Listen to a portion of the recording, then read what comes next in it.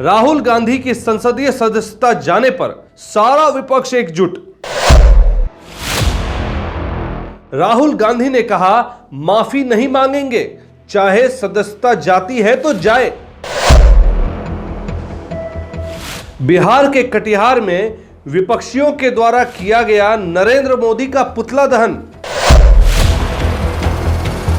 विपक्षी कह रहे हैं अब नरेंद्र मोदी की भी संसदीय सदस्यता जा सकती है। देखिए इस पूरी खबर को। नमस्कार, आप देख रहे हैं BMW न्यूज और मैं हूं कुमार अभिषेक। कांग्रेस के पूर्व अध्यक्ष राहुल गांधी की लोकसभा सदस्यता शुक्रवार को लोकसभा सचिवालय ने एक अधिसूचना जारी कर रद्द कर दी। मामला था HH वर्मा की अदालत में मानहानि के एक मुकदमे को लेकर, जिसमें HH वर्मा की अदालत द्वारा मानहानि के मुकदमे में दोषी करार दिए जाने के आधार पर सजा सुनाने की तिथि से अयोग्य करार दिया जाता है। आपको बता दें कि मोदी उपनाम को लेकर 4 साल पुराने मानहानि के मामले में राहुल गांधी को गुरुवार को सूरत की एक कोर्ट ने 2 साल की सजा सुनाई थी। हालांकि फैसला सुनाने के कुछ देर बाद ही कोर्ट ने उन्हें जमानत भी दे दी और सजा के कार्यान्वयन पर 30 दिनों के लिए रोक लगा दी थी और राहुल को अपील के लिए 30 दिन का समय भी दिया गया। बहरहाल राहुल को अब ऊपरी अदालत में स्वयं को निर्दोष साबित करना होगा। अगर वो ऐसा नहीं कर पाते हैं तो उन्हें जनप्रतिनिधित्व कानून 1951 की धारा 8 के मुताबिक 2 साल की जेल की सजा पूरी करने के बाद 6 साल बाद तक चुनाव लड़ने से वंचित रहना पड़ेगा। ऐसे में राहुल गांधी 2024 और 29 का लोकसभा चुनाव भी नहीं लड़ पाएंगे। और आज इसी कड़ी में कांग्रेस के लोगों ने कटिहार के शहीद चौक स्थित नरेंद्र मोदी का पुतला दहन करके अपना रोष प्रकट किया और नरेंद्र मोदी हाय हाय के नारे भी लगाए।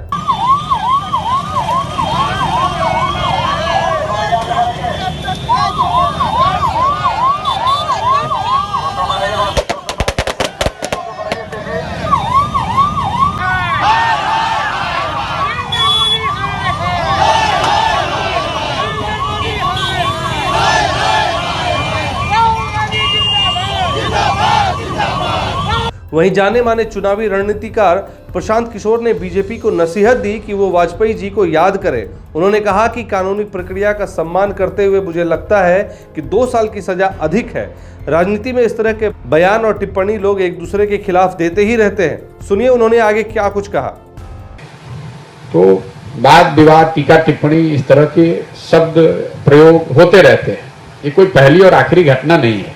उस पर 2 साल की सजा मुझे ज्यादा दिखती है। दूसरी बात, भाजपा के मित्रों को, समर्थकों को मैं इतना ही कहना चाहूंगा कि आपके ही एक बड़े नेता वाजपेयी जी ने बड़ा अच्छा कहा है कि छोटे मन से कोई बड़ा नहीं होता है। अगर अदालत ने निर्णय दे भी दिया तो सदस्यता को छोड़ दिया जाना चाहिए था। उनको कम से कम इतना अवसर दिया जाना चाहिए था कि वो ऊपरी अदालतों में जाकर इस निर्णय को चुनौती दे। अगर वहां से भी नहीं होता तो अपने आप सदस्यता खत्म हो जाती। कुछ लोग ये भी कह सकते हैं कि भाई हम लोगों ने नहीं सदस्यता खत्म की, तो कानून है। लेकिन फिर वही बात मैं दोहराऊंगा, आप सरकार में हैं, आपको मन बड़ा रखना चाहिए। छोटे मन से बड़े नहीं बन सकते हैं, और ये बात मैं नहीं, आदरणीय वाजपेयी जी ने कहा है। और तीसरी बात, कांग्रेस के लिए ये कहूंगा कि आप दुखित हैं, आपको लगता है कि आपके साथ गलत हुआ है, वो ठीक बात है, लेकिन आप पॉलिटिकल पार्टी हैं। मेरा अपना मानना है कि कांग्रेस में ज्यादातर लोगों को आज भी इस बात का एहसास ही नहीं है, समझ ही नहीं है कि what they are up against.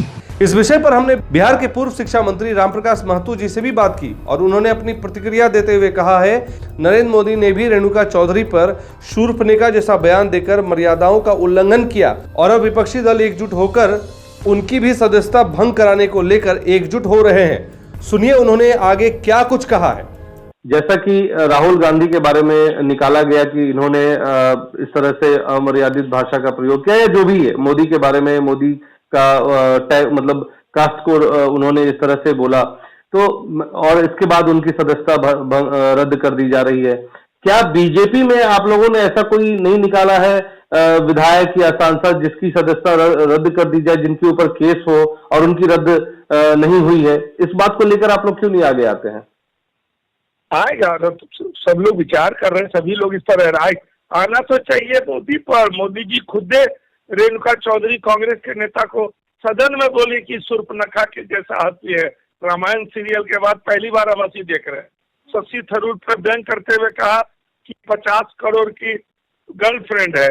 ये विधवा बोला कांग्रेस को, बोला कांग्रेस 125 साल की बुढ़िया है। सब सोशल मीडिया पर तैर रहा है, दौड़ रहा है सोशल मीडिया पर। ये कितना इनकी बदजुबानी का ढेर सारा।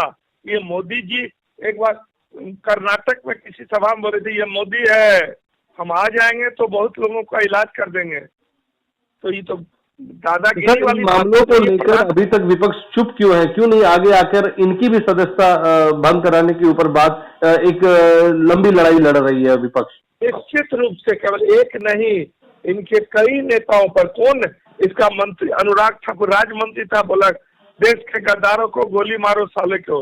क्या क्या नारा लगा रहा है एक एक मंत्री, क्या क्या बोल रहा है। सब चीज लोगों के जहन में, हम लोग सब लोग समझ नहीं रहा। बीजेपी रविशंकर जी सुप्रीम कोर्ट के इतने बड़े वकील हैं, अभी काहे दुनिया रहे हैं, इनको तो ड्रॉप कर दिया ना। जितना भी तेज तरार लोग हैं, अब केवल गडकरी छोड़ और जानबूझ के राजनाथ जी को आगे करता है। राजनाथ जी ने अपने मन से थोड़ा ही बयान दिया होगा। सर बहुत बहुत धन्यवाद आपका, आपने हमें BMW न्यूज। अभिषेक जी हम एक बात अंत करें। सर देश समझ रहा है कि ये क्या हो रहा है। लोकतंत्र यही अमृत काल का नमूना दिया है। 75वें साल में अमृत काल चल रहा है। लोकतंत्र का ये विनाश करके रख देगा। बचाना है तो मोदी को हटाना है, मोदी को गद्दी से उतारना। वहीं इस मामले को लेकर जदयू के लोग थोड़ी दूरी बनाते हुए दिखे और इसी बात का फायदा उठाते हुए पटना पहुंचे लोजपा के अध्यक्ष चिराग पासवान ने बिहार के सीएम नीतीश कुमार की चुप्पी पर सवाल खड़े कर दिए। उन्होंने सवाल किया है कि मुख्यमंत्री ने कांग्रेस के मार्च से दूरी क्यों बना रखी है। दुख की घड़ी में अगर अपने साथ नहीं खड़े होंगे तो सवाल तो उठेंगे ही। मुख्यमंत्री जी जो बार बार इस तरीके के अविश्वसनीय कार्य करते हैं जिससे उनकी क्रेडिबिलिटी पे सवाल उठता है, भाई कौन उनको अपना मानेगा जब दुख की घड़ी में ये अपने ही साथियों के साथ खड़े नहीं होते। तो ऐसे में इनकी क्रेडिबिलिटी, इनकी विश्वसनीयता पे तो सवाल खड़े होंगे। हमने जदयू की प्रतिक्रिया जाननी चाहिए तो हमने फोन लगाया कटिहार के जिला अध्यक्ष शमीम इकबाल जी को और उनकी जो प्रतिक्रिया सामने आई वो आपको सुनाते हैं। हेलो जी सर, प्रणाम। अभिषेक बात कर रहा हूँ BMW न्यूज से। जी जी सर, राहुल गांधी की जो संसद सदस्यता जो अभी हटा ली गई है, क्योंकि मानहानि के केस में उनको सेशन कोर्ट से वो चीज एक फैसला आया है, तो उसको लेकर आप लोगों की क्या राय है सर? मैं जदयू का पक्ष जानना चाहता हूँ। हाँ, नहीं असल में ये तो न्यायिक प्रक्रिया से हुआ है। तो मेरा जो मन कहता है उसमें न्यायिक प्रक्रिया में तो हम लोग इसमें कुछ बोलते नहीं हैं, जो कानून अपना काम करता है। लेकिन जिसने इस केस को किया है उस पर हम लोग का सवाल जरूर उठता है कि इस टाइप का लोकतंत्र के इसमें ऐसा नहीं करना चाहिए, ताकि उसमें न्याय को या न्याय जो प्रक्रिया है उसमें कोई दिक्कत आ जाए। और जो हुआ है वो न्यायिक प्रक्रिया में हुआ है, उतना हमको डिटेल इसका पता भी नहीं है। ऐसे फिर डिटेल में होगा तो फिर आपसे जरूर बात करेंगे, लेकिन जो हुआ है गलत लगता है। सर, एक टिप्पणी अभी हमारी बात हुई विपक्षी दल के एक नेता से, उन्होंने कहा कि मोदी जी ने भी शूर्पणखा की टिप्पणी की थी एक कांग्रेस की महिला प्रतिनिधित्व करने वाली से, तो उसके ऊपर क्या बोलेंगे आप?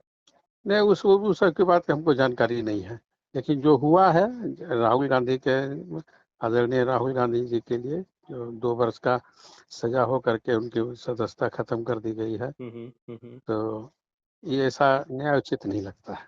वैसे अब न्याय से हुआ है, इसमें क्या बोला जाए। जी बहुत बहुत धन्यवाद सर आपका समय देने के लिए। जी जी, आपको भी बहुत धन्यवाद। धन्यवाद। राहुल गांधी के विषय पर मीडिया से बात करते हुए रविशंकर प्रसाद ने पटना में कहा कि राहुल गांधी के लिए कोई अलग कानून नहीं है, वो अकेले डिस्क्वालीफाई नहीं हुए हैं। लालू यादव को भी डिस्क्वालीफाई किया गया है और इससे पहले 32 लोग डिस्क्वालीफाई हो चुके हैं। राहुल गांधी अकेले नहीं है, 32 लोगों को डिस्क्वालीफाई किया गया है देश भर में। उसमें 6 भाजपा के लोग भी डिस्क्वालीफाई हुए हैं, सजा हुई, डिस्क्वालीफाई हो गए। उसमें अखिलेश सिंह की पार्टी के हैं, उसमें लेफ्ट के लोग हैं, उसमें कांग्रेस के लोग हैं।